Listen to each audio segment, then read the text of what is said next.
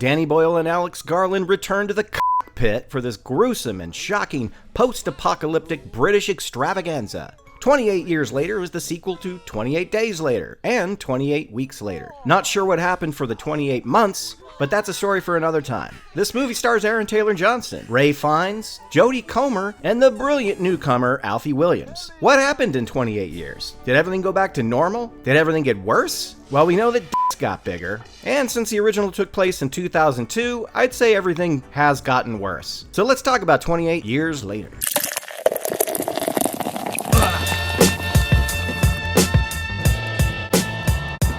This is a film that I was really looking forward to when it first got announced, and then really when they started to explain that this is going to be the start of a new trilogy. It was really exciting.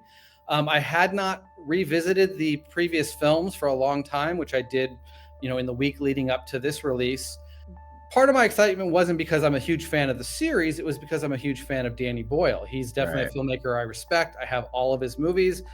He is. After seeing this film, I'm happy that he is a filmmaker. I'm still making sure I collect all of his movies, even the ones that, aren't my favorites by him, because I think he's a really unique filmmaker. He never does the same thing twice. Like, there are elements that you could say are tropes of Danny Boyle to some degree, but I feel like he approaches his movies with fresh eyes. Each time tells unique stories and comes at the movie, whether it's a genre piece like this or just a drama or a romantic comedy or whatever the heck it is that he's dipping his toe into. It's not just that. It doesn't just turn out to be just a film that fits that genre. It's all kinds of things. And this certainly is. This is a movie that I think is turning out to be a bit divisive for general audiences. And I think it's because there is a lot of mix of tone and ideas going on in this movie, and they don't all fit within the normal box of a zombie apocalypse movie. John, I agree with everything you said. This was one of, our most anticipated movies of the year. I think, for me, based on, I'm with you. I'm not a massive fan of I guess you can call it a franchise. Kind of starting to hate that word. 28 Days Later did rejuvenate a lot of zombie interests, and therefore we got some good and bad zombie movies. So I give it a lot of credit for that. Plus, it's very stylistic. It was shot on this just really inexpensive digital camcorder back in the day, which gives it a specific look. 28 Weeks Later did not have that look. I don't mind that movie. I think it's pretty tense in some parts. A lot of people are trashing it now because they're like, well, that one was just a piece of shit. It's like, I don't think it was a piece of shit. It just wasn't anything special. It was fine.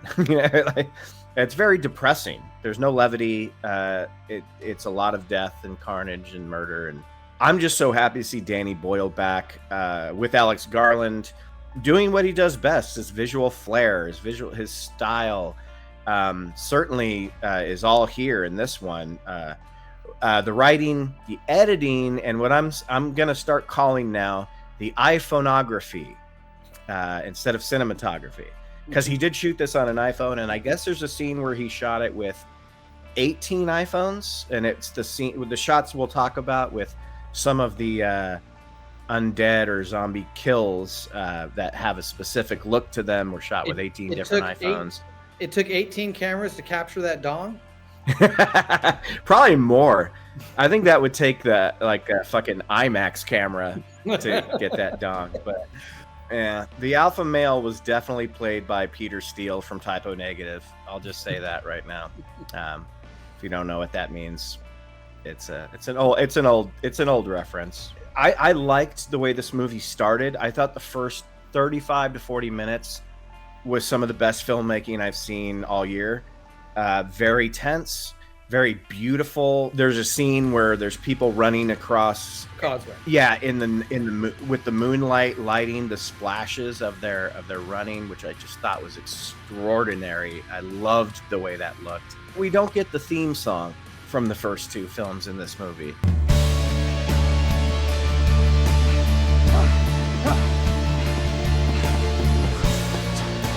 And I was really disappointed by that, because that has so much to do with the tone of what Danny Boyle set up. And I love the score in this movie, but I wanted to hear that so bad, because it ramps up and ramps up. There's so many scenes in this movie where if that music was applied, it would have been just as intense, but it would have kept it in that.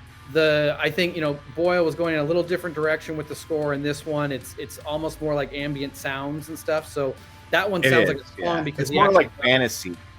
Yeah, he got that one from like it's a band or something that did a rock song that he utilized or whatever. So this is going a different direction where it's more orchestral, but it's also kind of like strange ambient sounds, and that plays really well with the sound design of the movie as well. Like sometimes you don't know if you're hearing something that is score related or sound design related, and it's kind of like a lot of this movie, it can be all over the place. That's where I think the first one and the second one by default using that score, it's traditional. Like you expect to hear music at certain times in the film, and that's when that stuff is kicking in, intense moments. This one has music and score playing at weird times and in weird ways. It's not always matching what's on screen. I don't think it took me out of the movie. I enjoyed it, but it didn't always match cohesively. I have some mixed feelings about this movie. It's not a complete home run. Like in any typical horror movie, there's characters doing stupid things. There's plot contrivances just to make the plot move forward. Decision making, not even just horror movie decision making, just character decisions throughout the movie that had me scratching my head, but it never took me out of the movie. I was entertained all the way through. Like, this is a movie that might, on repeat viewings, I might not like it as much, but it has other things going for it that I really like. To show some cracks, yeah. Well, yeah. I saw the cracks initially. The cracks will widen and become a little harder to stomach.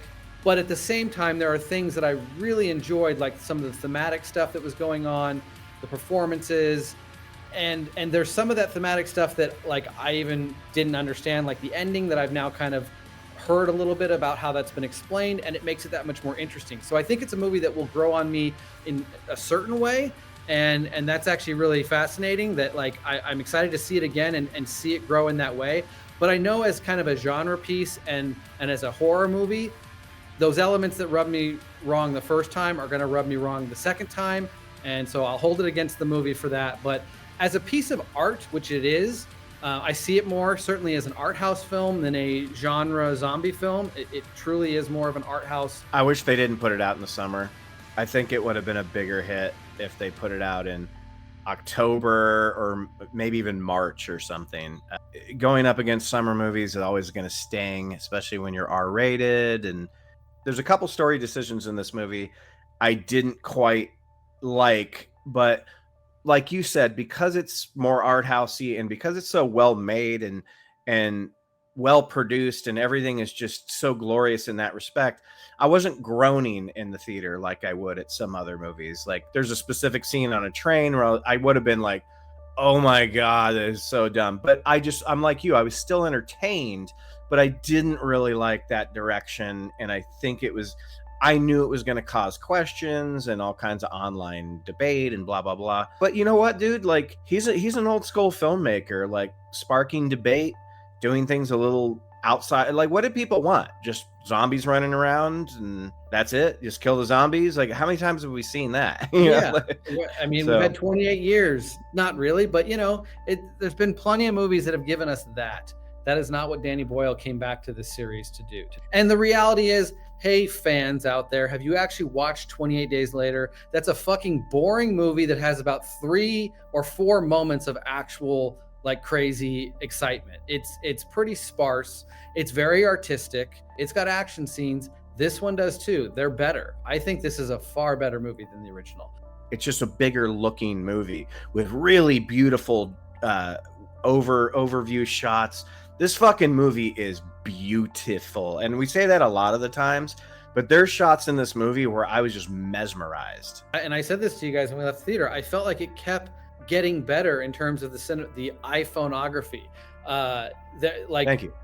That's a scene in the first act where we see them crossing the causeway in a field of stars in a place with no light pollution. So it's something that like human eyes don't even really ever get to see, this kind of look at the sky or this look at our world. Such a beautiful moment.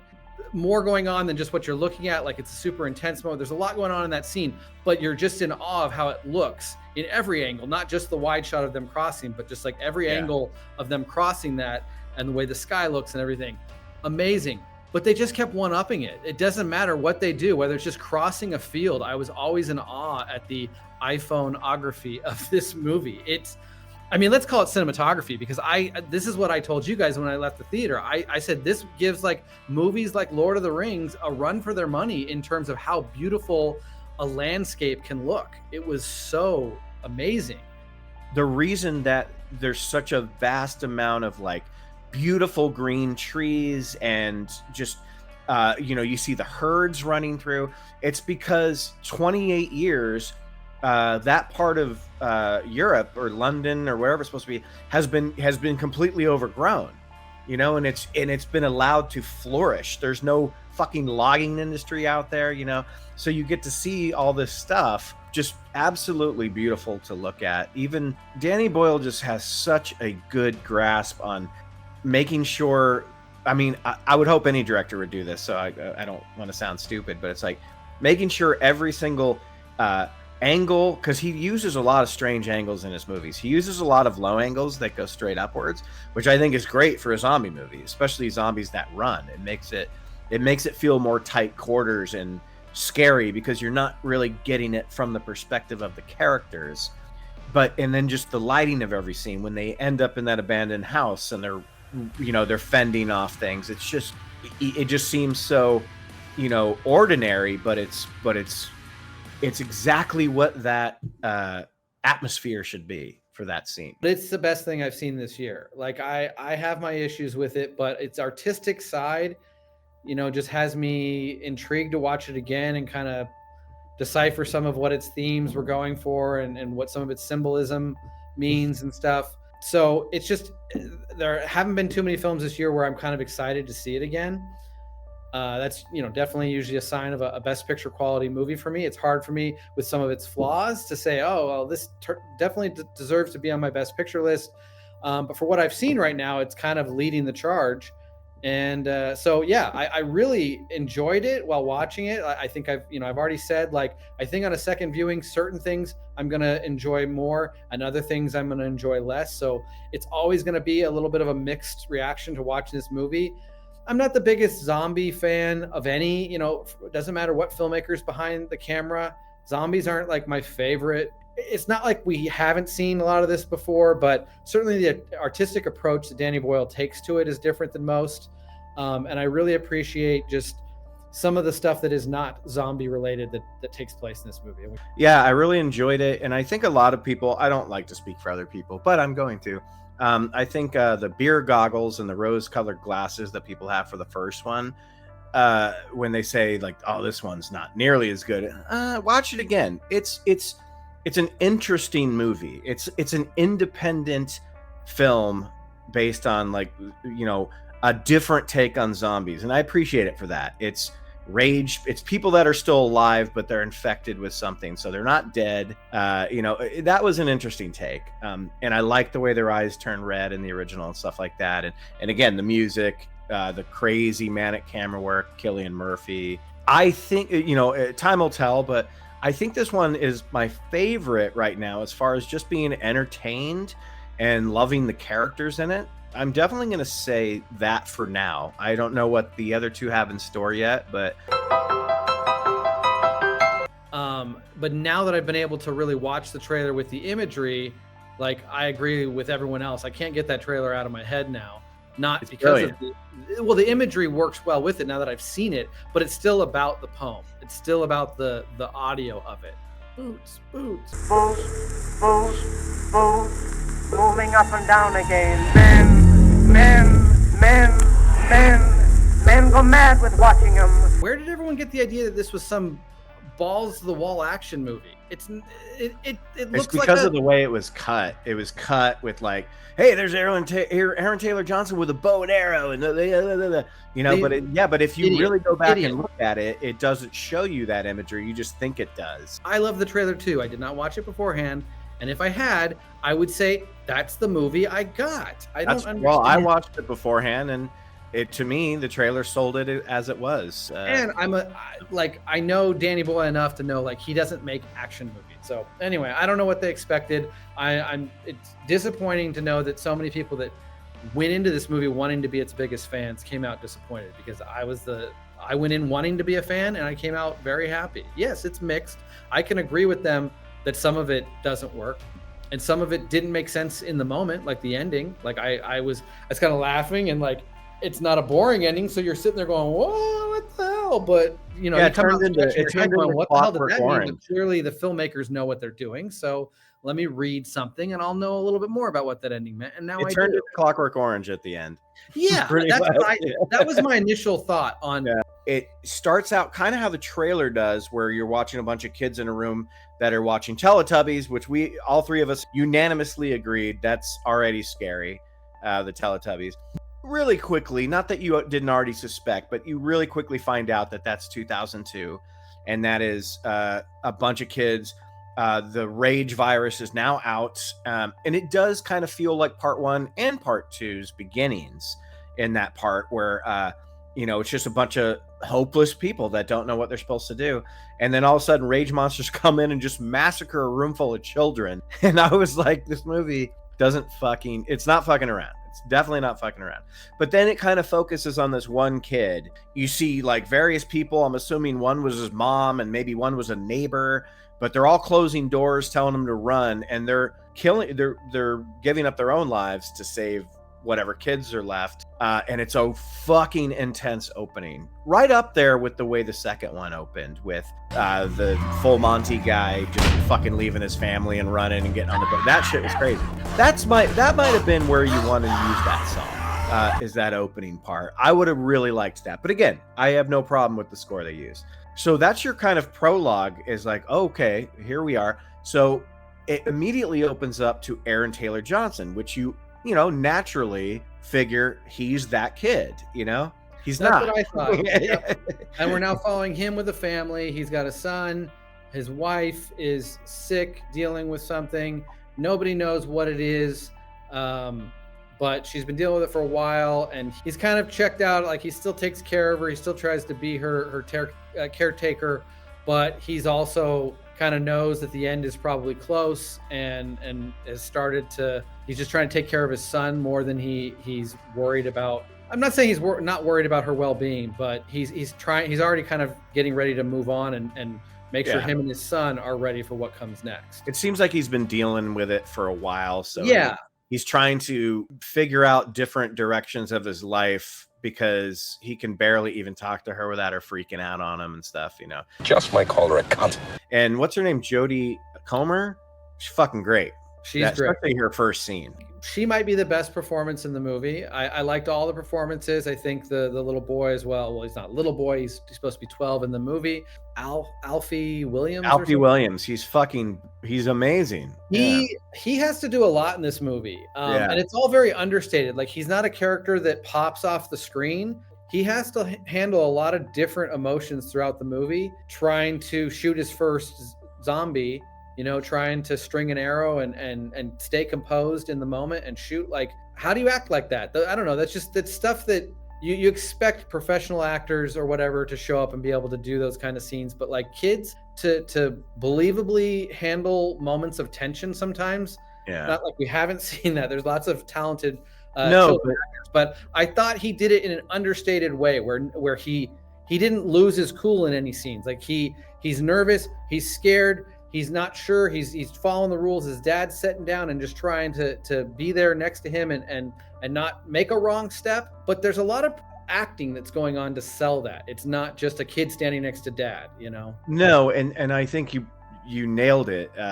His performance is understated, so you don't even realize exactly how good it is until you watch the movie and it's over, because they're not showcasing him like Haley Joel Osment in The Sixth Sense, where in certain scenes you're like, oh my God, this kid's fucking brilliant. Yeah. He's running circles around Bruce, I see dead people.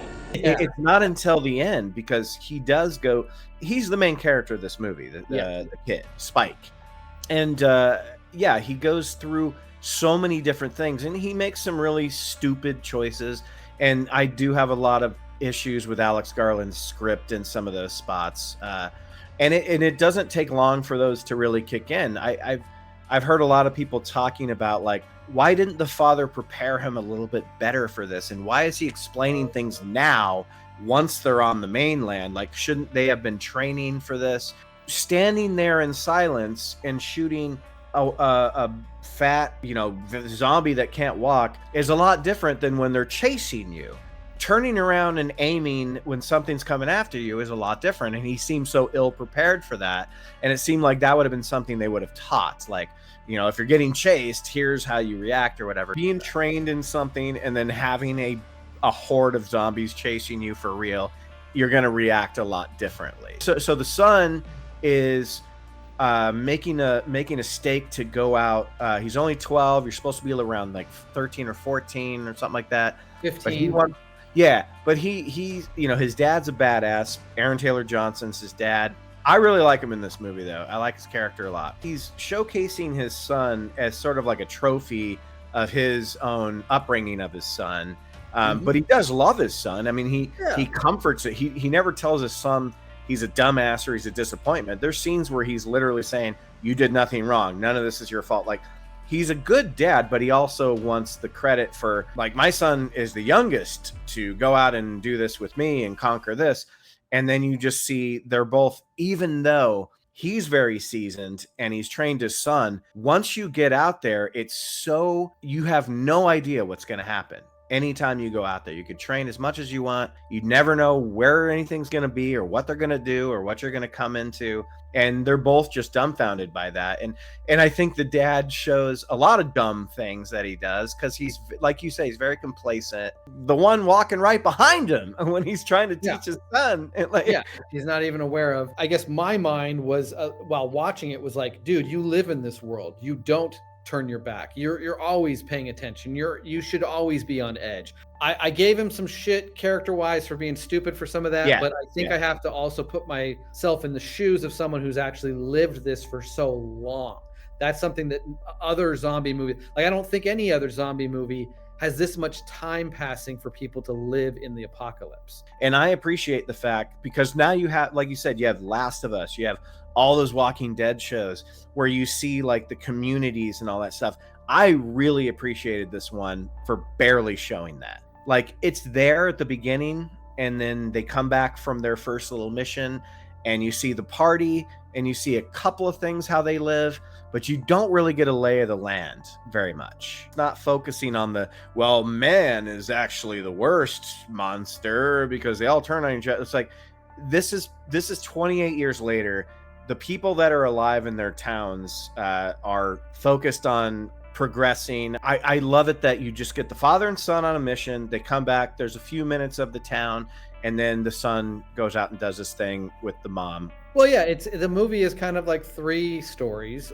People have kind of complained this movie's all over the place tonally. Other than the last scene, I don't feel that it breaks the tone in the rest of the movie. It's just telling distinctly different parts of the story, and you're in different places and you're with different characters in those acts of the story. But I don't think the tone changes until the final scene, and even that, it's like, it's some weird music, and the tone kind of really does change. But I think a lot of people that are complaining about that don't really know what tone means in a movie, because it does shift story a couple times. But I think the tone is very consistent through the entire movie. And I guess some people are like, because there's humor in the middle when you meet the Eric. Swedish soldier. It's like, okay, that doesn't break the tone of the movie. Not at all. Like, it's just it's the first one with a tiny bit of levity in it, out of all three of these movies. And it's the only sign you get that, oh shit, I forgot. This isn't the Earth that's under this. This is just this part of Europe. The rest of the world still has Amazon and Netflix. I think Weeks obviously gives a little bit more about the response and how governments have handled the situation, but Days and Years does not go into any of the politics behind what's going on in the rest of the world, or how any real details about the response from the rest of the world to England. They do set up in this one that England is completely quarantined. Boats, I guess, that patrol to make sure nothing's getting off, I guess. I just kind of question if they're never going to allow anyone to step off. No one is ever allowed to come out of that zone. What do we need it for? Why not bomb it into extinction? Now, maybe you can't use nukes because that would be too dangerous for the rest of the world or the rest of Europe. But couldn't you bomb it with a lot of other types of bombs? Couldn't you use maybe like gas or something, some type of something else to neutralize every living thing? Are we going to get a different perspective of like governments talking about what should we do with this place? I kind of feel that like that's not the story that Danny Boyle wants to tell, but it would be nice if there was a couple references to like, well, you know, they were going to rescue us and give us airdrops, but then they ran out of money, or I don't know, something. Thematically, something that I thought maybe Danny Boyle was going for. So clearly the UK has been frozen in time culturally from 2002. They don't, you know, there's nothing new introduced. No TV, nothing. Culturally. Yeah. No communications. Yeah. Why can't they give them radios? I don't know. They could provide them a lot of stuff. There's a lot of questions like that. Yes, there's a lot of questions. You were saying the progression or regression. I don't know if it's considered regression. I think it's just like this is the best they can come up with to defend themselves, that they are basically like a castle. You know, they have to defend themselves the way an old English castle would, the Knights of the Round Table or whatever. And swords aren't good because that's too close. And sprays a lot of blood, which is too dangerous. Yeah, but they should be making masks and stuff like that. I kind of thought there was thematically some conversations about like England regressing right now. England, there's a lot going on in England where English people are a bit upset with the state of their country and seeing it change right in front of their eyes. And so I thought there was maybe some commentary about that going on in this film. We've already talked about the awesome scene where the father and the son, spoilers, they both make it. They get back and they get confronted by a huge dick that's mounted on what's called an alpha. Mounted on the alpha. Yeah, it's a giant. It's a smart, in one of the best shots, far away from the trees, the silhouettes of all the infected. And I don't know about you, but my eyes immediately went to the one that's standing up straight and just staring straight at them, even though you can only see their silhouettes, because you see all the other ones, they're walking all crickety, but there's that one that's just standing there and you're like, what is this? And it was a brilliant way to introduce a new type of like infected, and you're like, what the fuck is this?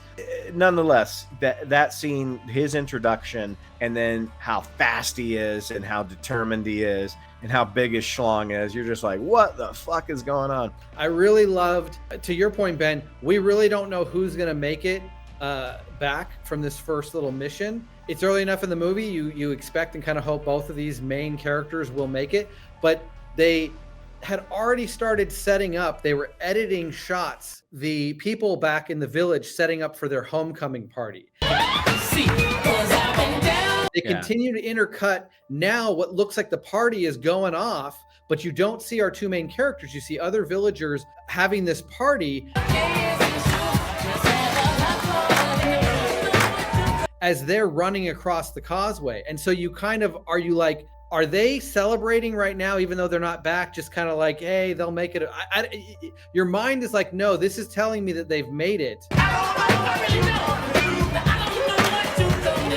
But you're not sure if this is what's going on. Like maybe this is a setup for why they're not going to see them coming across the causeway to be able to help them in the moment. I thought the party was just already going on. Yeah, like there's different things that it's kind of telling you, like this is what could be going on. But I just love the way that was cut together, because it had you questioning what's happening at what time. Give me some of that cookie. It's top-notch editing, how they keep intercutting that with them, you know, with Aaron Taylor Johnson's Jamie screaming to the night guard people or whatever. It just was such a seamless transition. I don't know. I've heard people take issue with the tale that Jamie is telling about his son. I don't know half of you half as well as I should like, and I like less than half of you half as well as you deserve.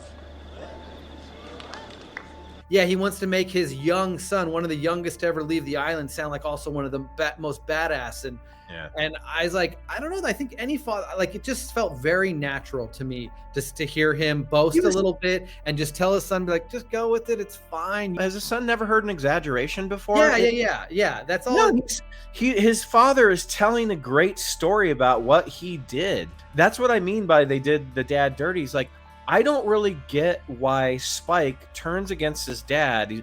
He must lie about everything. If he's like that they had to put that in there to really sell why he would totally push his dad away. I guess, but it just, to me, it was just like, he's proud of his son and he's drunk. Sometimes when you're drunk, your stories get more elaborate. You know, it's just a fact. Totally. I do it all the time. This is when you start to feel more and more disinhibited. You lose your filter. See, normally when you're sober, the little person that lives inside your head kinda double checks everything you're gonna say before you say it. That way you don't say anything stupid. Well, when you're drunk, that little dude just stops checking. It should have been where Spike was like feeding off to every word he said, going, I love this guy. Like, my dad is such a badass. And then when he finds him cheating, then that breaks him. Instead of already being suspicious because he's telling a story about his son, because his son was a badass. He lived. He killed a zombie. Like, he survived. He didn't shit his pants. Yeah, he got a little bit scared, but he wasn't really telling them anything that didn't happen. He's just telling it in a way. That's what we do. Storytelling is a part of life. Like, when you finish doing something, my Navy stories, they didn't happen that way. They didn't stop World War III, Ben? Well, no, I'll hold that one. But, and I don't think they should have had Jamie hit Spike, because that's not his character. They did that just for plot reasons, and I don't like that. Yeah, they did that just to get him out of the rest of the movie. If they didn't have that conflict, and not just, oh, I just found out 24 hours ago that you happen to be cheating on mom. If that was the only kind of conflict that we had seen up to that point, it doesn't seem as realistic that he would sneak off. He would probably want his dad to be a part of that. If Jamie was that kind of father, you would have seen signs of that while they were out there. Like, son, get your shit together. Hit him upside the head. Oh, he wasn't. He was a nurturing, supportive dad. You know, I also think that was like, he regretted it right after he did it. Like, it was a moment. No, that's what I mean. Like, he did regret it, but the kid didn't accept it so much that he pulled a knife on him. It's like, how long has this guy been your dad? Your whole life, right? So he did this one thing because you said something awful to him. The other big problem with this is they never cut back to Jamie, the dad, to see, like, so, because he did say, please leave, and Jamie leaves. My guess is he gave them a day or two to kind of do their thing because what he did was bad, but they never show that. So you're just like, is he worried about where does son and his wife go? They never. How big's the island? Like, don't you think, to be honest, he'd just kind of like be across the street, making sure they're still okay? If he's going to give them some space, I don't know. He would have known that they left a lot sooner. Yeah, exactly. Well, and maybe he did. And then he probably would have mounted a rescue, even though he's been told he's not supposed to. You're not. Well, that's the thing. If we had one scene where he tried to leave and they said, we don't rescue, it would have made this so much better. But they don't. And that maybe it's a cutting room floor. I kind of feel like because this movie wanted to keep its focus in 3 distinct, somewhat acts, that they just didn't want to cut back to the village during that second act when we're on the trip with mom. Well, the movie's very focused on exactly who's on screen, and it never really deviates. You're right. It never cuts to anything else until the very end, where it does finally show Jamie getting the letter or whatever. And then he's like, oh, fuck, I got to go get my son. But you're right. It's always like laser focused on exactly whose story it is at that moment. There's no cutaways to, well, back here in the village, we're going to, catch up with these people. It never does that. And I respect it for that. But yeah, that is the second act of the movie, is the son taking the mom. So they're going to find a doctor. That there's been stories that this guy's gone mad and you wouldn't want to find him. But the son just knows that there's a possibility to heal mom. This is enough for us to go on this adventure to find the doctor. We can say that the second portion is where a lot of people fell off the train of this movie, where they didn't when they boarded the train. I quite like this section a lot. It gave you much needed levity. It finally put the mom in the movie, and even though she was kind of annoying, you kind of love her at the same time. I was never annoyed by the alpha's dick, though. It was too big. A character unto its own. But no, the second portion has a lot of great stuff, but it also has some contrivances, and then it has a story beat that is so Alex Garland I want to throw up.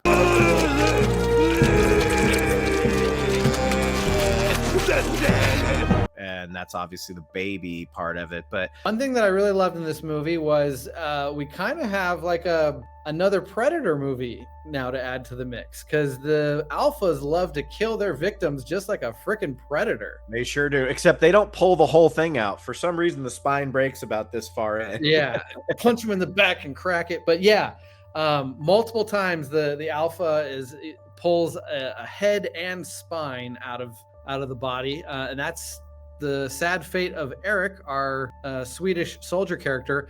And yeah, I had problems with that. Like, I was enjoying his character. He was fun. I kind of knew that he probably was not going to survive. This movie gives you character development. He's in a big chunk of it where you're like, Well, he's at least going to The reason I knew he wasn't going to to survive was more about like the way they blocked the scene that he dies in. It just Well, no, seemed at that moment. yeah, you at know that he's moment, gonna it just became But, too like, obvious. Like, when he's here sitting it in the comes. fields with them and talking to Spike, you're like, this guy's a likable guy. He's just a really young, inexperienced soldier, and he's out here, fish out of water. He has no idea what the fuck's going on. yeah. I loved that whole dynamic, and I thought they wrote him really well. I figured he would die, but maybe later. But I like abrupt deaths. You know, they're more impactful, I think. Yeah, no, it still worked. I mean, it's kind of off screen, but then we get to see, the alpha drop down with his head, and he's got it with him all the way until we get to the Ray Fiennes. Holding onto his head leads us to some interesting aspects of the third. They hold on to his head for quite a long time in this. Yeah, movie. yeah. It's a trophy. A lot of reviewers keep dismissing him as like, well, then this like dumb goofball comes in. It's like, he saved both of their lives twice in this movie. He saves her life at the beginning, and then when the mother he shoots her dead when she's about to attack them. He saved both their lives 2 times in this movie. So he's not a complete dimwit. He doesn't know what the fuck is going on. The birth on the train, the zombie. Oh, wake up your baby! Oh, wake up your baby! Guys, wake! I believe it's Eric who calls it a zombie baby. So He does. He says the word zombie. We get the reference of calling it a zombie, so I won't worry too much about if we call it infected or zombie. But that scene is a hard scene to give a pass to. The only explanation is that the mom is so out of her mind that she doesn't know the risk she's taking by helping this infected have the baby. And I know what they were going for, that she's out of her mind for one, so she doesn't know what's kind of happening in the risk. And 2, it's just a maternal thing. Internally, she connects with this other woman. She's had her own child, so she knows what this situation's all about, and she just has to be there to help her birth this baby. From the audience member who knows how dangerous it is to be around any of the fluids of these creatures, I can't buy into, like, not just fine if she in the moment is a little out of her mind and doesn't know the danger she's put herself in. The son and the soldier should have just, like, I don't know, pulled her away and just shot. I don't think they would allow. Well, the soldier didn't want any of this to happen. He's like, I know, and so they should have been more forceful and said, let's get the crazy lady out of the train, and then I'll go back in with a gun and shoot this thing. I will totally excuse the mom because she's out of her mind. She's got brain cancer. The thing that I have the problem with is that an infected is having a baby that's not infected. Yeah. So does that mean that huge dick from the alpha made this baby, and then the baby's not infected and no blood got anybody, especially when Eric like shoots her? Where'd all that blood go? It would have went all over everything.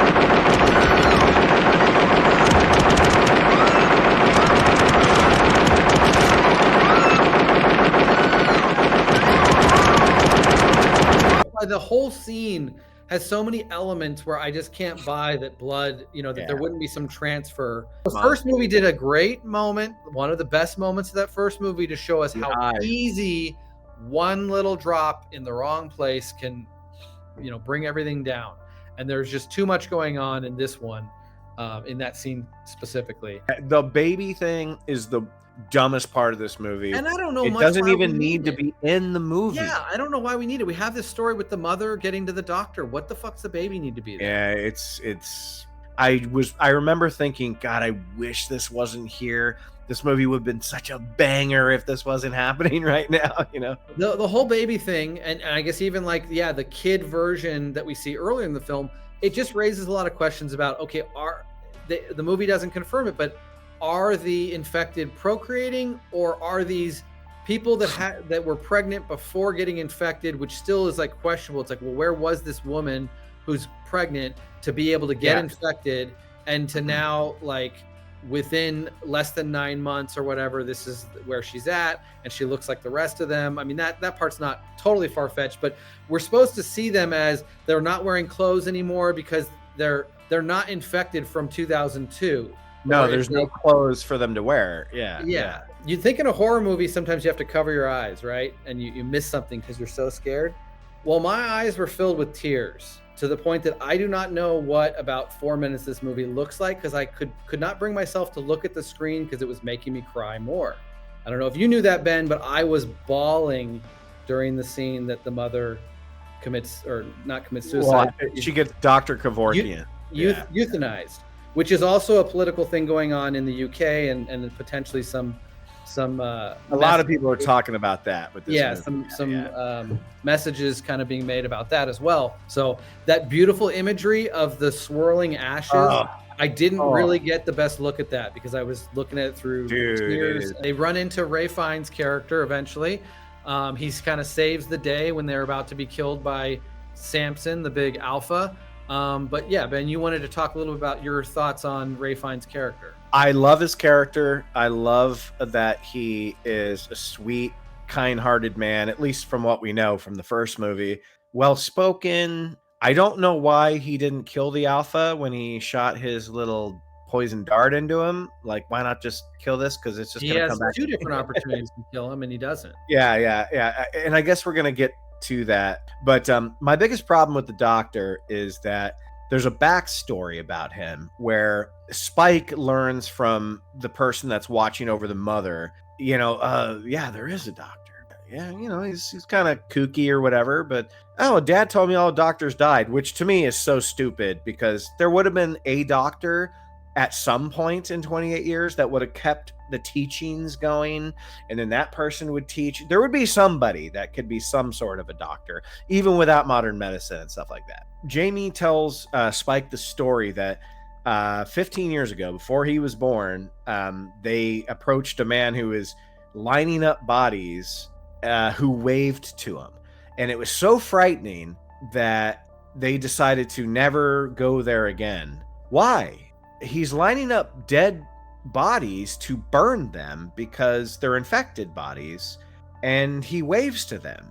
In a world of rage monsters, how is that the scariest thing you've ever seen, and why would you decide to never go there again? It should have been that Ralph Fiennes was a doctor in their community that accidentally did something wrong or was just going crazy, and then they exiled him or something. Wow, this guy was lining up bodies. It was so terrifying. Really? Yeah. Why? Him as a character, I like the way they wrote him. I don't like the fact that Aaron Taylor Johnson has a wife who's losing her mind, and he knows there's a doctor alive out there, and the reason that he refuses to believe he exists is because he saw him lining up bodies 15 years ago, and he kindly waved to him. Dude, you're the man, dude. I'm kick-ass. I would think anybody who watched the trailer and was thinking, when we covered in blood, Ralph Fiennes' character and he's covered in blood, there's gonna be some gnarly shit going on. That's not the reality. It's something different. Well, if that's what upset you about seeing that trailer and then the realities of what the film presents, you're foolish, because I think it's wonderful what the film actually presents. Yes. Why he's covered in red. Way better than blood. Way better. I love it and he just a quick throwaway line. Yeah, iodine it keeps the blood from, it doesn't penetrate you the same or whatever. It's like, And that's genius. Where are his supplies coming Where from? is he getting all this iodine from? Where's Maybe he he getting makes maybe he iodine knows how to and make morphine it. and other drugs to use to. He might be such a mad genius that he knows how to make all this stuff. Who knows? It threw you for a loop because, again, like you said, the trailers, and this may still be in the story we just haven't seen yet, that there's a cult.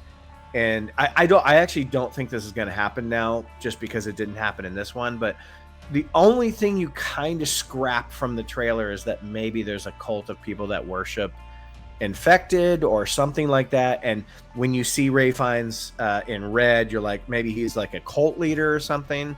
I honestly think that would have been kind of cheesy, because that would have been just like The Walking Dead or something. We've already seen that, Yeah. I like it that he's just a guy by himself who goes out there and taxidermies motherfuckers. That brings us to Jimmy. That brings us to the end. I don't know. I mean, now that I know what they were basing it on, I find it pretty interesting. I don't know why they're basing it on that yet, but So, for anybody who maybe has seen the movie but hasn't heard any details about what that ending's supposed to mean, so we catch up with the kid who was Jimmy, was the boy who escaped the Teletubby attack at the beginning. Well, and it's kind of the first time you find out that the boy from the beginning is not Aaron Taylor Johnson, because his name was Jamie and the other kid was Jimmy, but you might have just thought you misheard it or something, Yeah. I mean, they clearly end the segment in the beginning focused on the cross. So that we're going to confirm who this character is in the future by who has the cross. Well, the last minute and a half of this movie, folks, and I'm going to let John explain it, is Clockwork Orange, Tracksuit Mafia. Go ahead. Spike finds himself cornered after some infected are coming up. He was able to shoot one, but more of them are coming, and now he's cornered. And out of nowhere, these guys show up in tracksuits, colorful tracksuits, and say, "Hey, we wouldn't mind killing these infected for you. We love doing this. You mind if we jump in?" And that's it. That's how they say it. And then they jump into action like they're Power Rangers. Mastodon! Pterodactyl! Triceratops! Saber-tooth tiger! Tyrannosaurus! And the music turns into this wild punk song. Apparently, it's a punk cover of the Teletubby song. Teletubbies come to play. I also thought about Stanley Kubrick and Clockwork Orange and the Droogs. But there is another level that if you're British or know a bit more about what's gone on in Britain in the last 20 years, there is a kind of like a Mr. Rogers, a guy that had a very popular show for many, many years that was kind of the British version of Mr. Rogers. Right, now then, gonna make you a star, as it happens, is the title of our next tune, and all the young ladies have flocked over there. I've been standing in my own, except for this one that I've pitched. Evil, sinister motherfucker. There were some speculations during his lifetime that maybe he was a pedophile or had abused children, but it wasn't until after he died in 2011, I believe, that all the truth came to light. And yeah, much like a Bill Cosby situation, this guy that everybody loved and thought was like America's dad, Britain's star clown or whatever he was really a terrible person. And beyond abusing many, many children, he also would go to old folks' homes to like meet and greet people, and abused elderly people as well. There are reports that he may have been a necrophiliac as well. He's the grossest person ever. Yeah. So and his name is Jimmy Salva, or something like that. And so he also would wear a tracksuit. That was kind of the outfit, and he would wear colorful tracksuits. He'd wear a lot of jewelry, and he had long blonde hair. So that look that they give the Jimmy character is very reminiscent of him. We in America wouldn't really recognize that while watching the film, but now that I know that, like, yes, they have confirmed that it's clearly a reference to him. And part of that is to say the Jimmy character in the film, British culture ended in 2002, so they never found out the truth about who he was. Also, Jimmy has established that his cross is now upside down. Like, even if he's there to kind of save the day in this moment, he's now got a boy in his midst. Oh, man. Oh, God. Oh, man. Oh, God. They're kind of leaving you with this mindset of he has been left with the worst person possible. It made a little bit of a mess of the lore to some degree and introduced new elements that don't fully add up without more explanation. Evolution. But yeah, we have potential for sequels to maybe make that all make sense. And if it doesn't, they also have the potential to just not answer those questions and just keep us focused on a smaller story, which all three films have to some degree. They haven't had to answer all these questions about the world's reaction to everything. And I still enjoyed it. I'll still be there. This is my favorite of the three. Like I said, I'm not a big fan of the first, having rewatched it. I think the films actually have gotten better as they go. Not that the second is some like huge improvement over the first, but there's more for me to like in it. I respect 28 Days Later a lot, but I do remember seeing it in the theater with my cousin and a buddy and liking it, but not loving it. This one was just expansive, and it was as much as we have said there's problems with Alex Garland's script, highs and lows. Like there's so many highs, and then there's some lows where you're just head scratching. This is such a great like Danny Boyle showcase of how inventive and creative and interesting and all in he is when he makes a movie. And I'm bummed that he's not directing the second one. Yeah, I kind of love this movie despite its flaws. I was never not entertained. Yeah, I thought it was a super fun ride. Definitely one of my favorite movies of the year so far. So, and this may be diegetic or non-diegetic, but we drink your cinema. I drink it up! Tinky Winky, Tinky Winky, Dipsy, La La, La la. Poe, Teletubbies,